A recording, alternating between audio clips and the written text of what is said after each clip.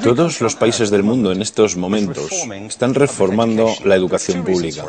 Existen dos razones para ello. La primera es económica. La gente está intentando resolver cómo podemos educar a nuestros niños para que ocupen su lugar en la economía del siglo XXI. ¿Cómo hacemos eso? Si ni siquiera podemos anticipar cómo será la economía al final de la próxima semana, como esta reciente crisis lo está demostrando.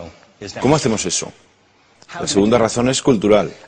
Todos los países del mundo están intentando resolver cómo podemos educar a nuestros niños para que tengan sentido de identidad cultural, para poder legarles los genes culturales de nuestras comunidades y a la vez formar parte del proceso de globalización. ¿Cómo cuadramos ese círculo? El problema es que están intentando enfrentarse al futuro, a base de hacer lo mismo que en el pasado. Y en el proceso están alineando a millones de niños que no ven ninguna utilidad en asistir a la escuela. Cuando nosotros íbamos al colegio nos retenían allí con la historia de que si trabajábamos mucho y sacábamos buenas notas y luego estudiábamos un título universitario, tendríamos un trabajo. Nuestros hijos no se creen eso.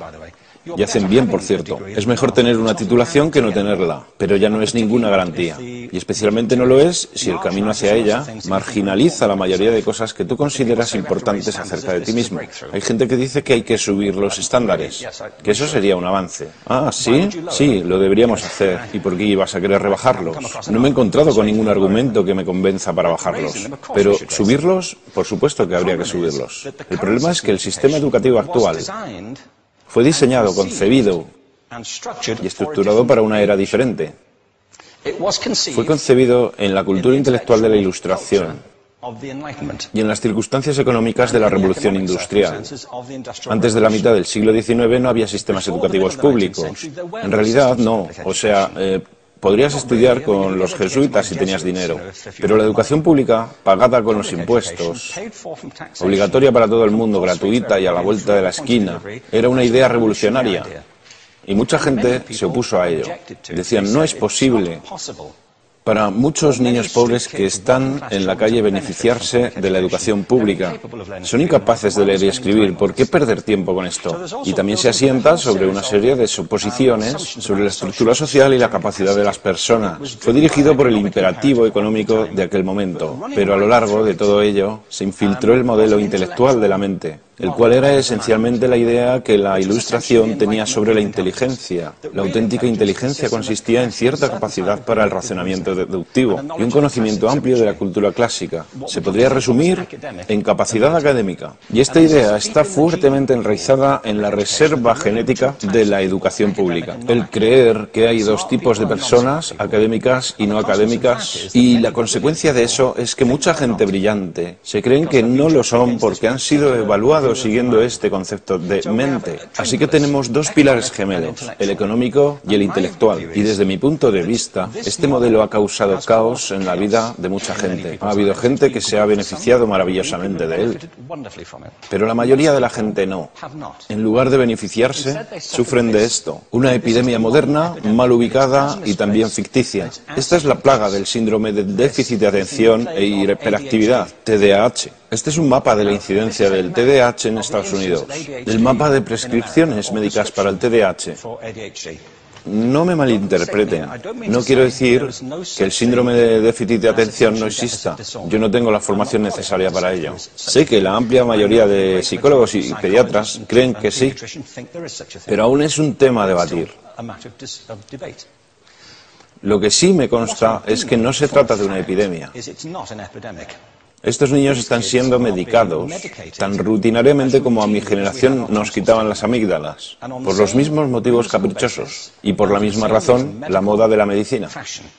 Nuestros hijos están viviendo en el periodo más intensamente estimulante de la historia de la Tierra. Están siendo acosados con información y les están reclamando su atención desde todos los medios.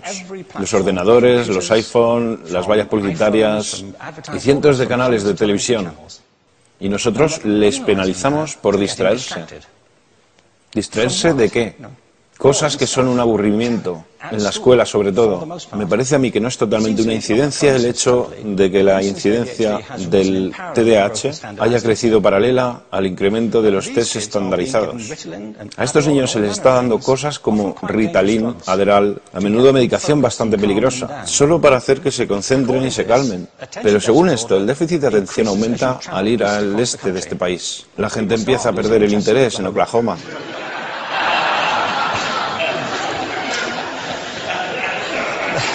Ya casi no pueden pensar en Arkansas.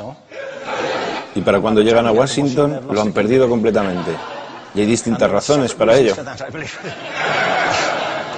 Es una epidemia ficticia. Si lo piensas, las artes, y no quiero decir que sea exclusivo de las artes, creo que también es cierto para las ciencias y para las matemáticas, pero permítanme hablar en particular de las artes, porque ellas son las víctimas de esta mentalidad en especial. Las artes tratan especialmente la idea de experiencia estética. Una experiencia estética es una en la que tus sentidos están funcionando a su máxima capacidad. Cuando te hallas presente en el momento actual, cuando vibras con la emoción de lo que estás experimentando, cuando estás plenamente vivo. Y la anestética es cuando cierras tus sentidos y te atontas ante lo que está sucediendo. Y muchos de estos medicamentos hacen eso. Estamos haciendo pasar a nuestros hijos por el sistema educativo a base de anestesiarlos. Y yo creo que deberíamos estar haciendo exactamente lo contrario. No deberíamos adormilarlos, sino despertarlos para que vean lo que sucede en su interior. Pero el modelo que tenemos es este. Yo creo que tenemos un sistema educativo modelado del interés de la industria a su imagen y semejanza. Les daré un par de ejemplos. Las escuelas aún están organizadas como si fueran fábricas. Tienen timbres que suenan, instalaciones separadas, están especializadas por asignaturas. Aún educamos a los niños por lotes. Les hacemos pasar por el sistema según su grupo de edad.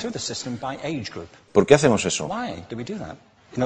¿Por qué suponemos que lo más importante que los niños tienen en común es su edad? Parece como si lo más importante de ellos fuese su fecha de fabricación, ¿no?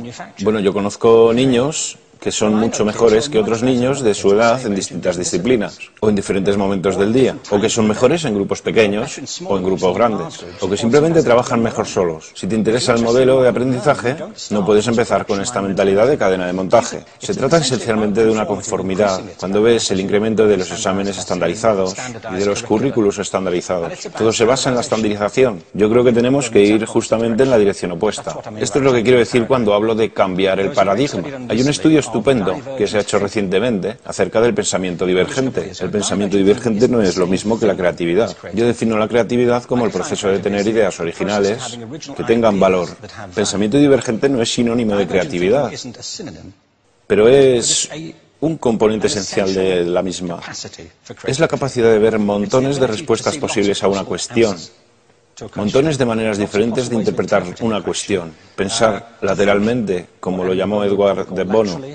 No pensar solamente de manera lineal o convergente. Ser capaz de ver múltiples respuestas y no solo una. Así que yo diseñé un test para esto y voy a inventarme un ejemplo. A la gente se le puede preguntar cuántos usos se le ocurren para un clip. A la mayoría se les ocurren unos 10 o 15. A la gente que se le da bien, se le pueden ocurrir 200. Y lo hacen porque preguntan, ¿el clip podría estar hecho de goma y medir 60 metros? ¿Tiene que ser un clip tal como lo conocemos? Bueno, pues diseñé el test y lo probé con 1.500 personas. En un libro titulado Más allá del punto de ruptura, y en el protocolo del test, si superabas una puntuación determinada, se te consideraba un genio del pensamiento divergente. Así que quiero preguntarles, ¿qué porcentaje de la gente que hizo el test puntuó como genio en pensamiento divergente? Y debo decir una cosa más acerca de ellos. Eran niños de jardín de infancia. Así que, ¿qué opináis? ¿Qué porcentaje de genios?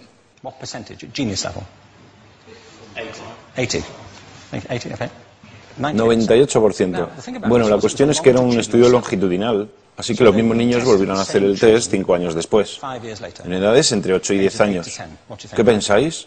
¿50%? Volvieron a hacerles el test otra vez, 5 años más tarde, cuando tenían entre 13 y 15 años de edad. Y se observa una tendencia, ¿no? Bueno, esto nos indica algo interesante, porque se supone que tendría que ser al revés, ¿no? Empiezas no siendo muy bueno, pero mejoras a medida que te haces mayor. Pero esto demuestra dos cosas. Una es que todos nosotros tenemos esta capacidad. Y la otra es que esta capacidad se deteriora en general. Muchas cosas les han pasado a estos niños durante su crecimiento, pero yo estoy convencido que lo que más les ha influenciado es que a estas alturas ya han obtenido una educación académica. Se han pasado 10 años en la escuela, oyendo que solo hay una respuesta correcta. Esta es la parte de atrás del libro, pero no la mires. Y no copies, porque eso es engañar. Fuera de las escuelas, a eso se le llama colaboración. Esto no sucede porque los docentes así lo quieran. Es simplemente porque sucede así. Es porque se halla presente en la reserva genética de la educación. Tenemos que pensar de forma diferente acerca de la capacidad humana. Tenemos que superar esta vieja idea acerca de lo académico y lo no académico, lo abstracto, lo teórico, lo vocacional, y empezar a verlo como lo que es, un mito. En segundo lugar, tengo que reconocer que la mayor parte de las veces el buen aprendizaje se da en grupos y que la colaboración es lo que alimenta el crecimiento. Si atomizamos a las personas, las separamos y los juzgamos por separado, formamos una especie de desconexión entre ellos y su ambiente de aprendizaje natural. Y en tercer lugar, un asunto importante es la cultura de nuestras instituciones, los hábitos de estas instituciones y los hábitats que ocupan.